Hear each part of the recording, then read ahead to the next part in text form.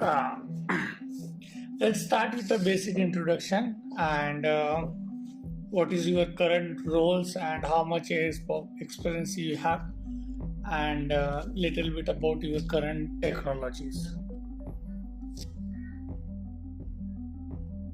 So total, I'm having 9.5 years of experience.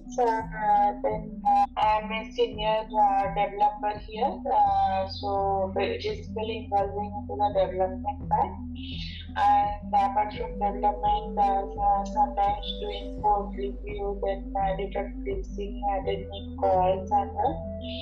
And yeah, the technical stack wise I've been using like Java 8, Spring Boot, microservices, REST, SOAP, then tools wise Maven, Gate repository, Bitbucket, Oracle database server.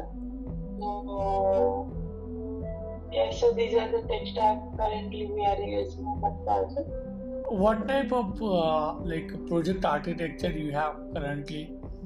Are you using microservice architecture or monolithic? It's like microservices only. Okay, can you a little bit explain about how the service communication happens in your current project? So yeah, so basically, uh, as as the microservices, we are having the like different services, right? So whenever the communication is happening, it depends on what kind of call we want, like synchronous call or asynchronous call. So let's say like if it is synchronous call, basically we are doing by using the REST template. So we are using the REST template in the get for object. So at the fixed service we want to call, we are passing that URI as part of the parameter. And then we are calling that calling that particular services and getting the response and appending to the service. Let's select service A and service B. So we are appending that response to the service and sending the response directly. And if it is, let's say, some asynchronous call, here we are using for the communication for the asynchronous call, we are using Kafka. So in that case, we are storing the request as part of this Kafka streaming where the event is getting generated and basically we are using Kafka for asynchronous call. Okay, so have you set up that Kafka or it was set up by the another person? It was already set up by the other, earlier it was there. So I'll say not basically more into the asynchronous call because it is segregated to various teams and the more our team used to work, the functionality we are working, basically it is a synchronous call we are saying, so I'm more comfortable in that. But yes, we are using that the Kafka event and all. We are if new event they are adding, so they are adding to the XML file, that Kafka file somewhere. But in details for the Kafka and all, I don't have that particular idea because I'm not part of that team. Or Okay. I can say that. Okay, fine. So, I have one scenario for the Kafka. My producer is producing 100 records per second, but my consumer is consuming 20 record per second. So, how you will handle this scenario? In some case, it will be full the queue, and you will not able to push the records into your queue. So, what you will do in this scenario? How you will increase the throughput? They can have that streaming, but I'm not clear how it will be because I have not worked much in the Kafka code. Okay, fine. So let's start with Java questions. Currently, which Java version you are using? Java 8. Okay, Java. Let's start with the some Java 7 questions first, and then we'll move to the Java 7, 8. So in a Java 7, we have comparable and comparator. What is the difference between those?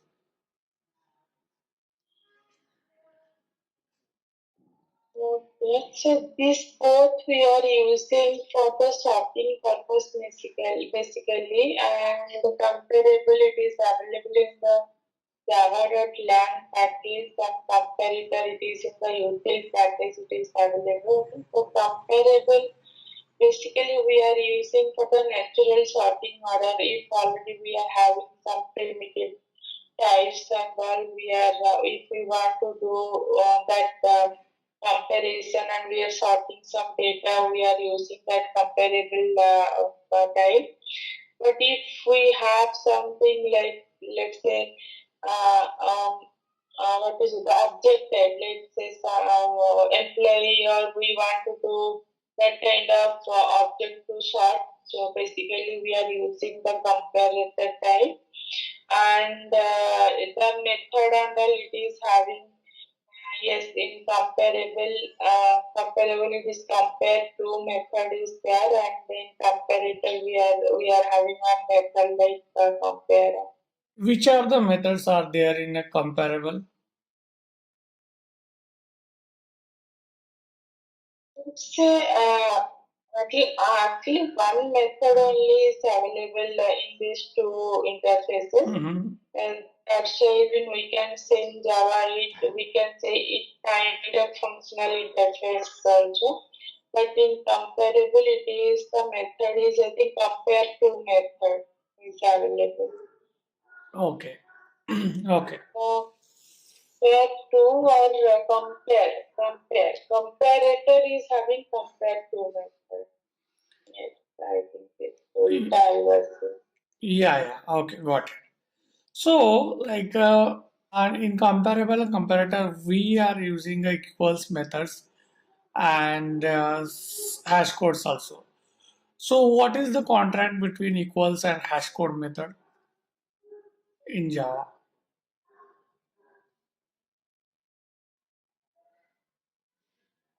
If the contract will say like if we can say like if the equals method we are doing the let's say the comparison right by using equals method, and if the output is like whatever output it is given from the equals method, the hash code method also is going to give us the same, but the contract like the vice versa is not correct, like it can be different. So we can say equals method return value and hash code return value will be same if it is like, but if the hash code value is returning something, it may or may not same for the equals method. Okay, okay, fine. So, in a have you worked in a multi-threaded environment? Not in the current project, but yes, I have some idea. You can at least ask me. Okay. So, what is the difference between starvation and deadlock?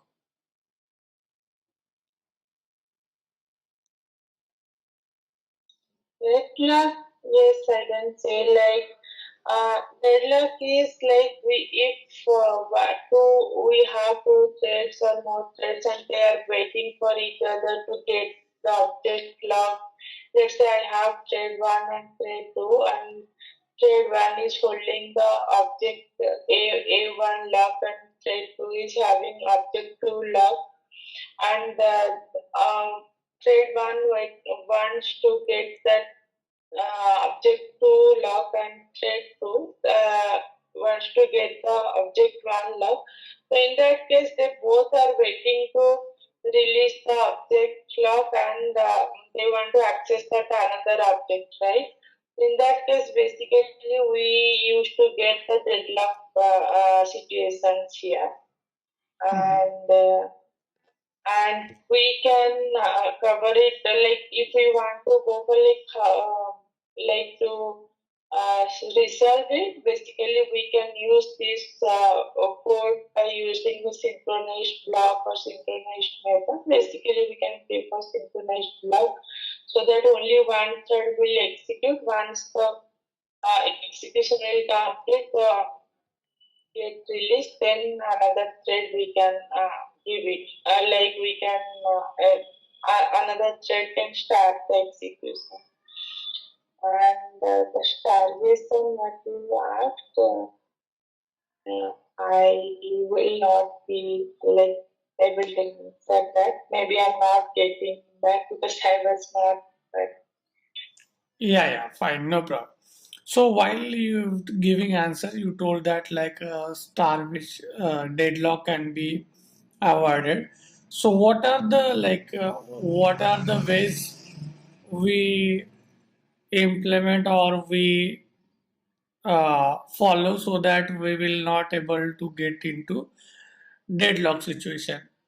So can you give some examples like in your projects which you guys follow or followed?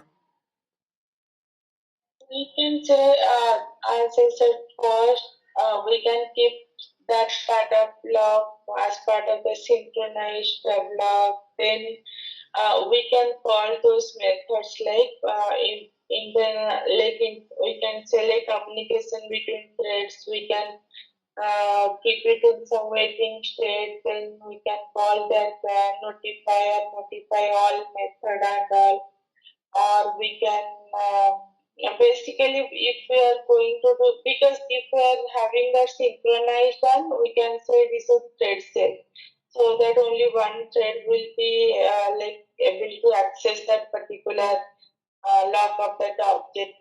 And Mhm. Okay. So what is the okay, thanks. So what is the difference between a compile time exception and runtime exception? Checked exception, unchecked exception.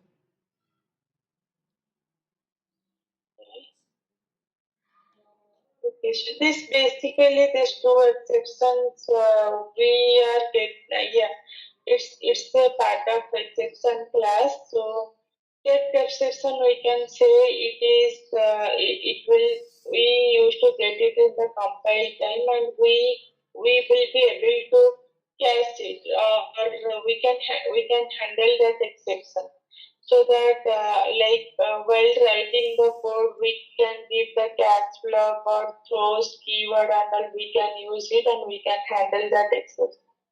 But runtime exceptions basically we will get at the runtime only, so that we can say something like we have to whenever we are writing that code, let's say array index out of bound exception, or and that kind of exception we used to say as unchecked exceptions.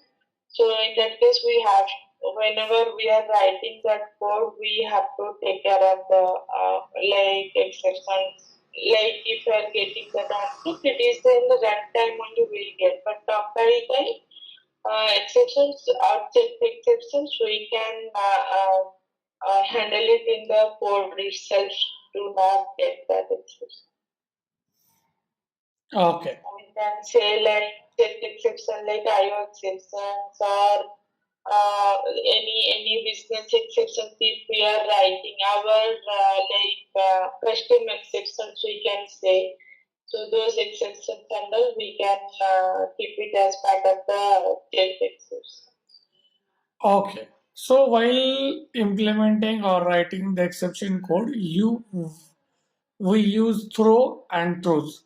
What is the difference between throw and throws?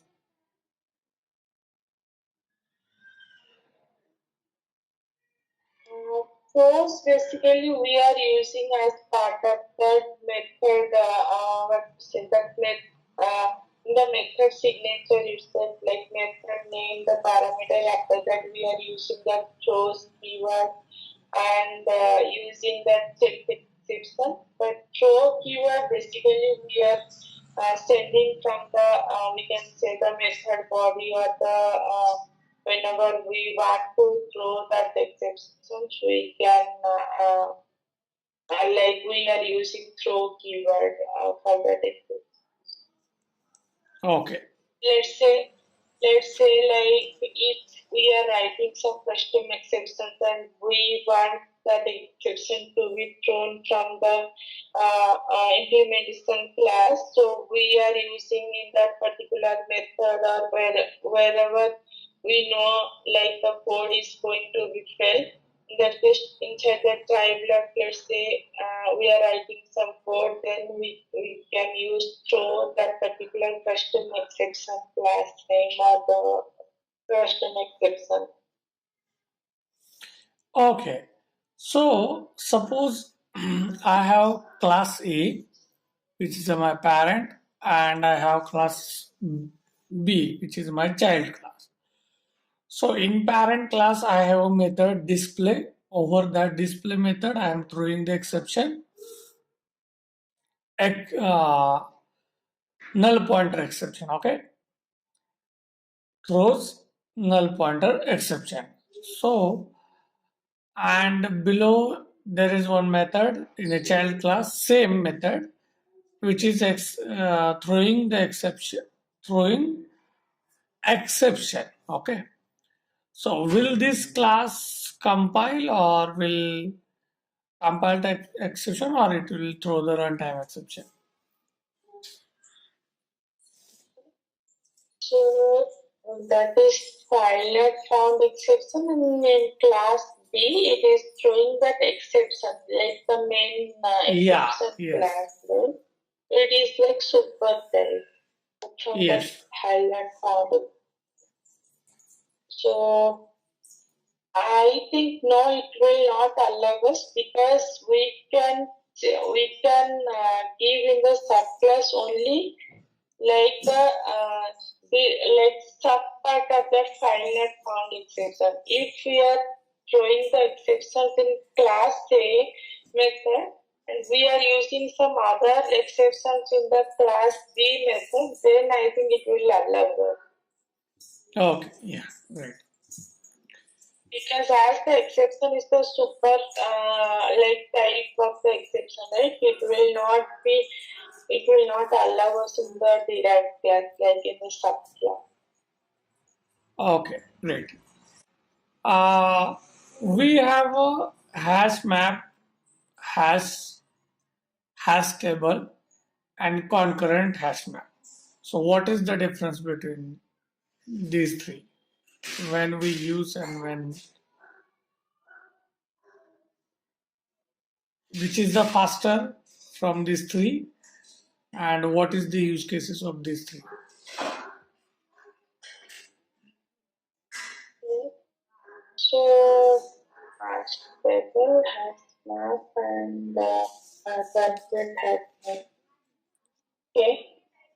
So hash map and concurrent hash map basically we are using like we are storing the data in the key value pair and but hash map we can say it is not synchronized one but concurrent hash map is the synchronized one. And hash map it is like I can say we can make it as hash map to the synchronized map by using the synchronized map method. Concurrent hash map already it is like synchronized and it is we are using the concurrent hash map for concurrency level like multi-threaded environment. But hash map basically even if it is synchronized hash map it is getting used for the single thread environment. So and if I say for hash map I can say it is like that fail-safe operations whenever we are doing some iterations and inside the iteration we are doing like we are trying to do some modification or update, we used to get that concurrent modification exceptions in the hash map. But concurrent hash map, it is getting handled in the concurrent hash map. We won't get that exception basically because of the internal structure of concurrent hash map. It will allow like in the constructor, it will allow us the load factor and the initial capacity and all, right. For that concurrent hash map, it is giving us the 16 default value, which that means like at a time like 16 threads can execute that particular like like I can say the object cloud and all. So basically we can say in this way. And Okay. Yeah, got it. Okay, so how much year of experience? Like, let's move to the Java 8. So from Java 8, which are the features you have used in your current project?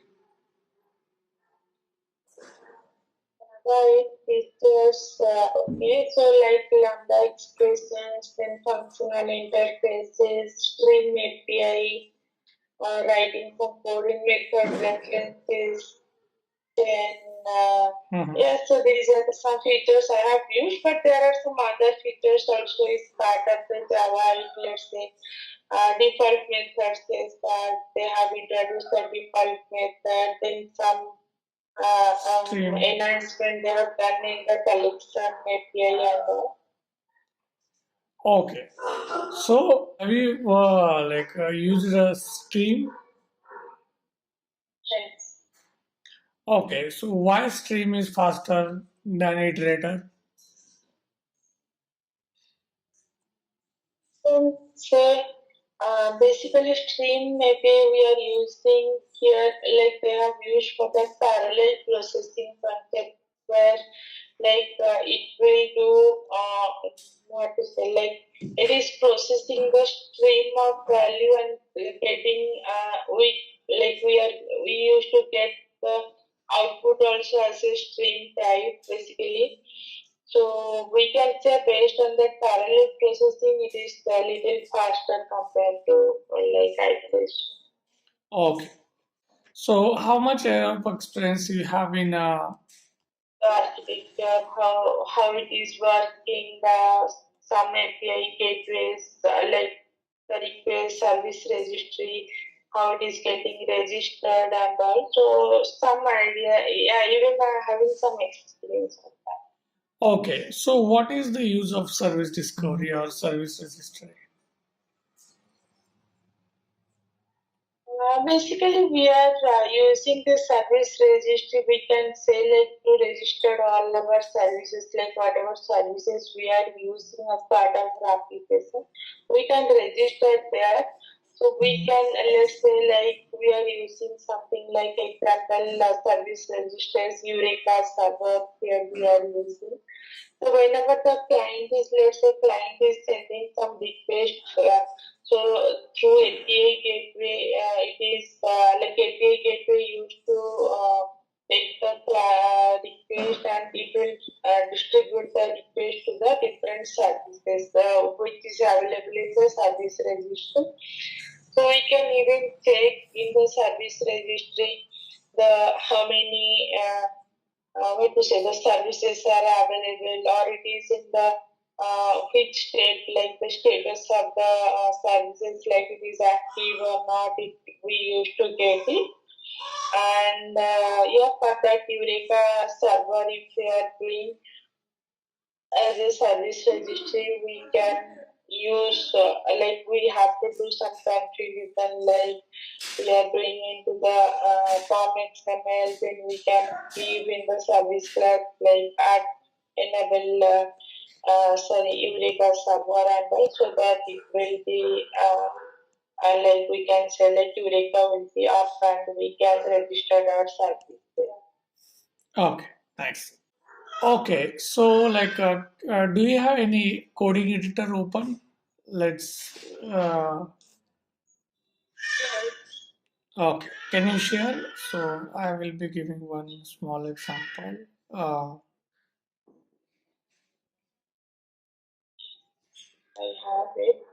relationship.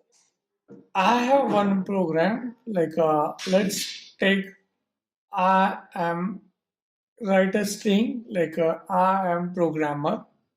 Then there is one more string programmer I am. So you have to tell is it an anagram or not? Okay. So you know what is meant by an anagram? Yes, I think it is. It should be like having the same characters, okay, and same count of the character. Name characters and same count. Yes. You can tell me logic and then start, or because we have a less time. Okay. Think on that. So, okay, so here that I can use, okay, is with this I have to check the count also, right? So Yes. the length of the string. So, I can do here one thing like if first I'll check the length, like if let's say the string one dot length equals to string two dot length, because first it has to be length equals to Yes. like same, otherwise it is not the anagram. First of all, if and else one need will be there. If it is yes, the length is yes, so what I can do, I can keep it this string to some character array, and in this one also I can keep it into some character array. Then I can sort that value by using something like, let's say, what to say, for that particular character array, which is now in the character array I'm having all those characters, right? So I can use arrays dot sort this string character. Then I can use one more for array sort this character. Then I will check arrays dot equals this character array. If it is equals, then I think we can send Yeah. a message like it's connected or not. Yes. Okay. Super. Okay. So I have like some questions from the Spring Boot. Like in Spring Boot, we have a Spring and Spring Boot. Okay, we have a bean. Okay, so what is mean by bean?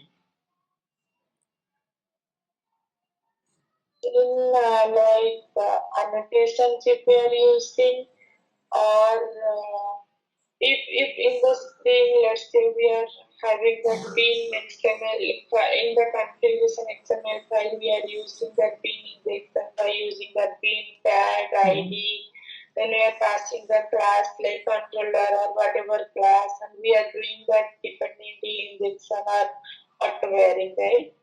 But if let's say like if you are using annotation of bean, same thing. Like it's we are saying like that particular class is a bean type, or yeah, that same thing we are saying as part of the. Even we can go for the bean annotation. So Yeah, also we yeah. are referring like this is the bean, and it will be like we have to do that dependency or auto-varying or dependency injection for that particular bean. Okay, so what is the scope of this bean? We can have like four type of scope like singleton, prototype, HTTP system. By default, the scope is like singleton.